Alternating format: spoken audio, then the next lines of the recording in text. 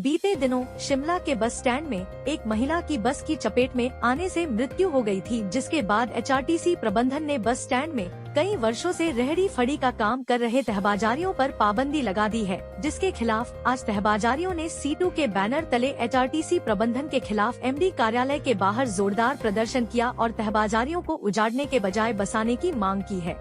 सरकार ने मई के महीने में कानून बनाया जिसको स्ट्रीट वेंडर्स एक्ट बोला गया। यह स्ट्रीट वेंडर्स एक्ट की जो धारा 1 से लेकर धारा 19 स्पष्ट रूप से इस बात का पूरा व्याख्यान करती है कि पूरे देश के अंदर जो रेडी फड़ी तहबाजारी का काम करने वाले लोग हैं, इनको बसाया जाना चाहिए, इनको उजाड़ा नहीं जाना चाहिए। इस कानून का जो सार है वो ये है कि तहबाजारी को उजाड़ा नहीं जा सकता है बल्कि बसाया जाएगा।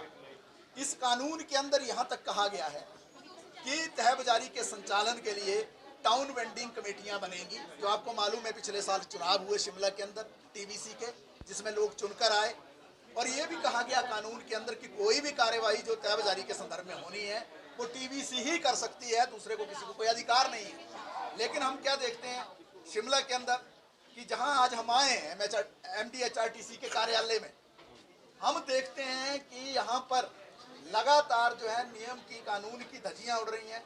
आपको याद होगा पिछले कुछ दिन पहले यहाँ पर एक दुर्भाग्यपूर्ण हादसा हुआ ओल्ड बस स्टैंड के अंदर, जहाँ एक बस के नीचे जो है महिला आ गई और उनकी मौत हो गई। बड़ा दुर्भाग्यपूर्ण वाकया था। हम नहीं कहते कि जिस ड्राइवर से वो हादसा हुआ उन्होंने जानबूझ के किया, लेकिन एक हादसा हुआ जिसमें एक बस ड्राइवर की भूमिका रही और एक जिनकी जान गई, उनकी जो है वो वाकयात उनके बीच में था। लेकिन उसकी सजा किसको मिली? सजा उसकी मिली जो यहाँ पर ओल्ड बस स्टैंड में 40 साल से जो रेडी फड़ी तहबाजारी का कार्य करते हैं, 40 साल से यहाँ पर ये कार्य कर रहे हैं। 30 साल पहले हिमाचल प्रदेश के HRTC जो मिनिस्टर हैं, उन्होंने बाकायदा इनको एक चिट्ठी लिखी, आदेश दिया 1990 में कि जो यहाँ पर कार्य कर रहे हैं लोग पिछले काफ़ी टाइम से, इनको हटाया ना जाए। ये आदेश इनके फाइलों में भी संलग्न है, उस वक्त के HRTC जो ट्रांसपोर्ट के जो मिनिस्टर थे उनका। उसके बाद जब स्ट्रीट वेंडर्स एक्ट बना 2014 में, इन सभी के जो है स्ट्रीट वेंडिंग सर्टिफिकेट बने कानूनी रूप में, जो लोकसभा और राज्यसभा ने संसद ने जो कानून पारित किया था, आई कार्ड बने। इसी दौरान जो है कमिश्नर ने एक सर्टिफिकेट जारी किया इनको कि ये सारे जो है कानूनी रूप से काम करने वाले लोग हैं, इनको जो है यहाँ पर इनका सर्वे किया गया है।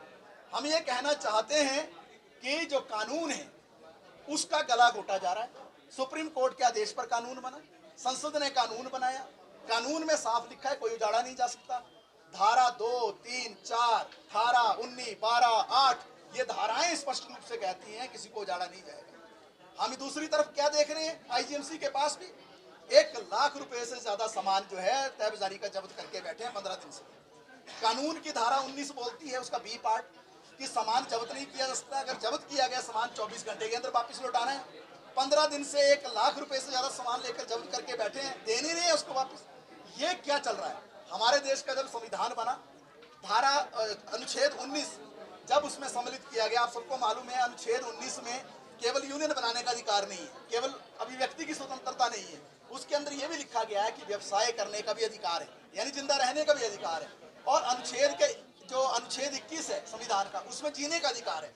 ये तमाम कानूनों की अवहेलना करके जिस तरीके से यहाँ पर दादागिरी चल रही है, तानाशाही चल रही है, इसके खिलाफ हम करने आए हैं। कल हम जो एक डेलीगेशन के रूप में आए थे, लेकिन हमारी बात को सुनने के बजाय जिस तरीके का व्यवहार MD ने, और खासतौर पर जो यहाँ डिविजनल मैनेजर बैठे हैं लंबे लंबे समय तक, कई वर्षों से यही बैठे हैं, ट्रांसफरें नहीं होती हैं। ये अधिकारी जो है यहाँ बिल्कुल ऐसा मान के चल रहे हैं कि इनको कोई हटा नहीं सकता है, ये इनकी मर्जी में जो आता है वही चलता है।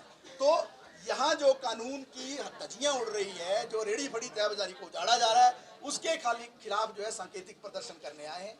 हम इनको कहना चाहते हैं, अगर तुरंत जो है इनको रीसेटलमेंट इनका नहीं किया, रिहेबिलिटेशन नहीं किया, कानून कहता उजाड़ा नहीं जा सकता है। कानून ने इनकी जो है सर्वे किया है, कानून के तहत इनको वेंडिंग सर्टिफिकेट मिले, आई कार्ड मिले, ट्रांसपोर्ट मिनिस्टर का सर्टिफिकेट मिला, कमिश्नर का सर्टिफिकेट मिला।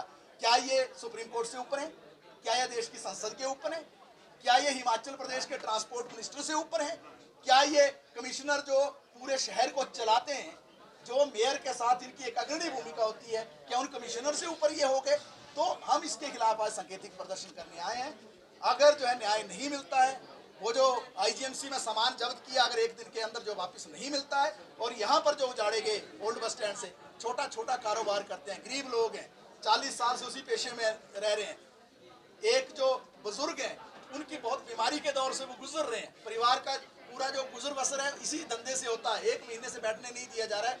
अगर इनको जो रिहेबिलिटेट नहीं किया जाता, पुनर्वास इनका नहीं किया जाता है, तो निश्चित तौर से एक बड़े मोर्चे की ओर हम आगे बढ़ेंगे। आज की तरह सांकेतिक प्रदर्शन करने नहीं आएंगे 1-2 घंटे के लिए, यहीं बैठ जाएंगे, रात को बैठना पड़ेगा रात को बैठेंगे, दिनों को बैठना पड़ेगा दिनों को बैठेंगे।